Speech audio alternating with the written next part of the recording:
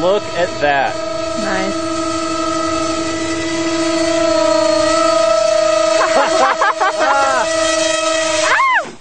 Oh. This is the final test on this one for a while because I'm going to start on the final plane. My goal here is to break through the high alpha barrier and get the plane to just stand real still and even hover. What I've got on it now is 3 gyros. Look at the canards on the front. So when the plane senses unwanted pitch movement, the gyros can correct that for me. See the gyro on the rudders?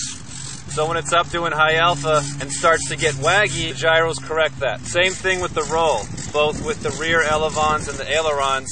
Stage 1 of this project was finding the right dimensions and hardware as far as the wing area, the aileron configuration, as far as the angles and the proportions and the canards, and basically finding all of the hardware needed to have it physically be able to come up and stand like that, thrust vectoring and all that. Now that took a long time. Now phase 2 is now the programming of the radio, the settings, the gyro settings, the amount of throw, the amount of movement.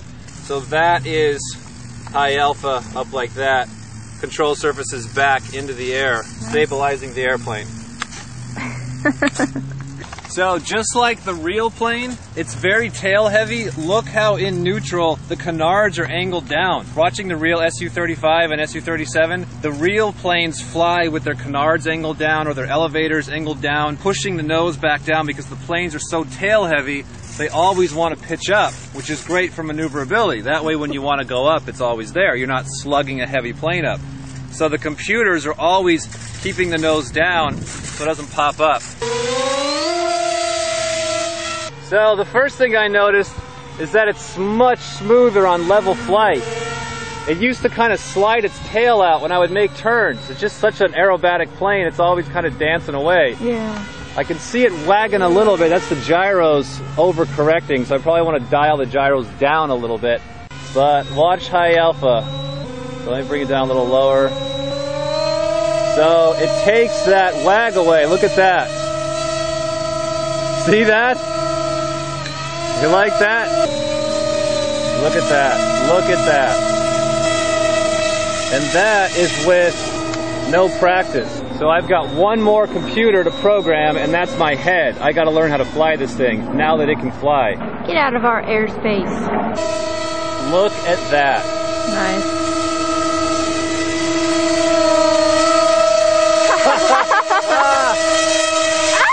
Oh. Somebody was showing It's a little off. too heavy. Okay, so what I've been talking about, I've been trying to sell everybody Metal Gear servos, and that is the reason why. Now a hit like that, I always break the gears, especially with all the thrust vectoring.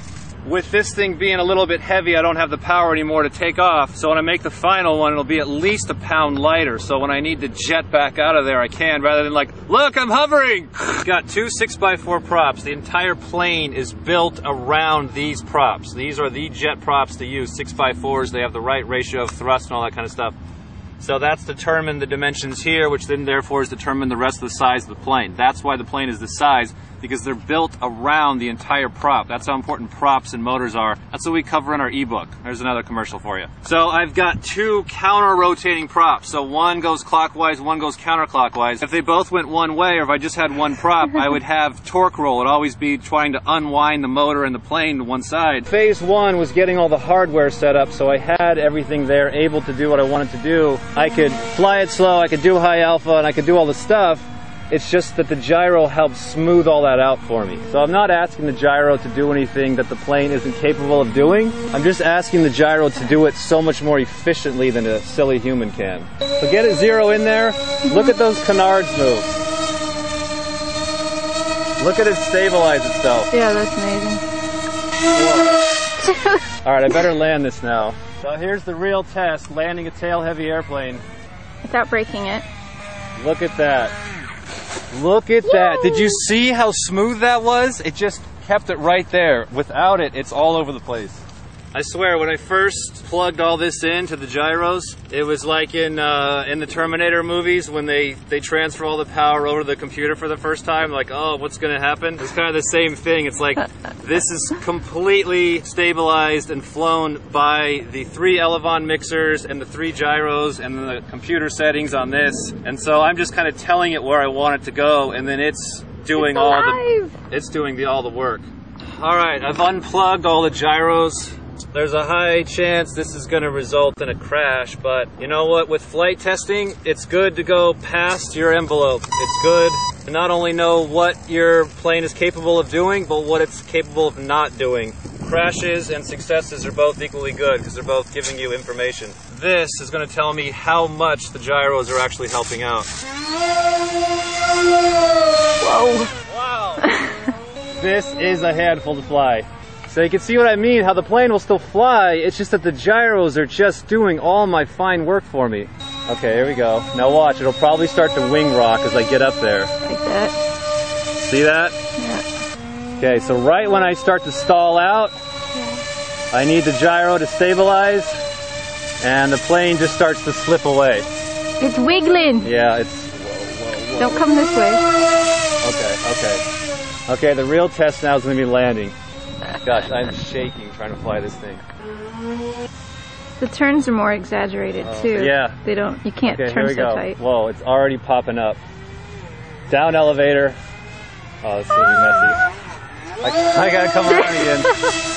So see what I mean? It's tail heavy, so it wants to pop its nose up and stall. Those gyros will keep my nose down for me. Okay, for real this time. It's just like floating up. Okay. Come on. Oh, dang it!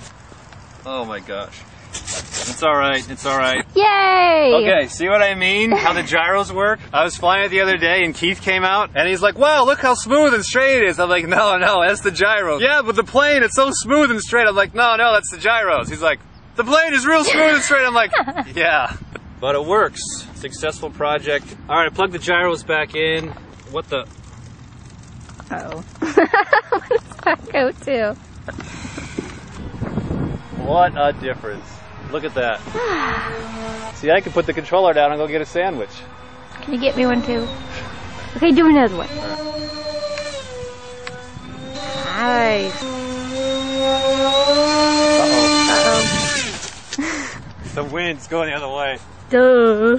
As I know it's coming down to crash, I'm like going to 0 throttle, then putting all my switches back so I'm not like jamming the canards into the ground. So it's like I have like all this pre-crash setting, like, oh, gonna crash, power down, put the switches back to 0, crash. And then...